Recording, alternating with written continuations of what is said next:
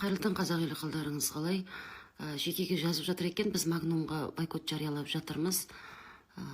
Сіз неге жарияламайсыз дейді. Құрметті қазақ елі. Сол орыстарды тайраңдатып, қазақты орыстың оданына қойып қойған елімізде орыс тілін қазақ тілімен тең дәрежеде қойып қойған Назарбаев пен Тоқаевқа бойкот жариялаймын. Әр титтай дүниені шулап талқылағанша, құрметті қазақ елі, бұл дүниенің барлығын орысты тайраңдатып, халықты орыстың қолына қызметші қылып қойған мынау Назарбаевтың арамы пиғыл саясатыменен қызметкерлеріне Тоқаевтан бастап депутаттарға дейін бойкот жариялайық.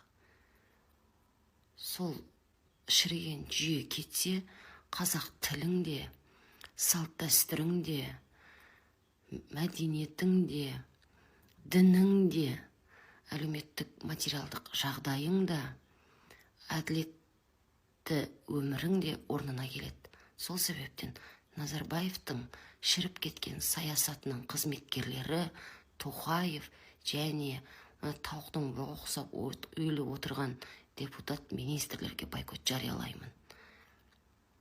Мені бір үлкен саясаткер немесе аудиториясы үлкен бір блогерша деп ойлап отырсаңыздар, неге сен бойкот жарияламай жатсың Магнумға деп.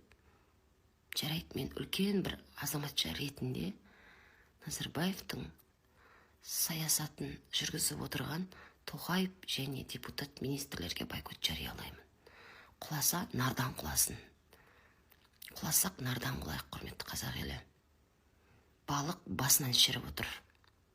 Аяғынан тазалаудың қажеті жоқ, басынан тазалау керек.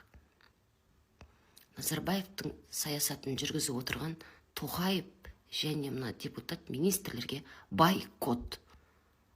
Солай шулайық, құрметті қазақ елі.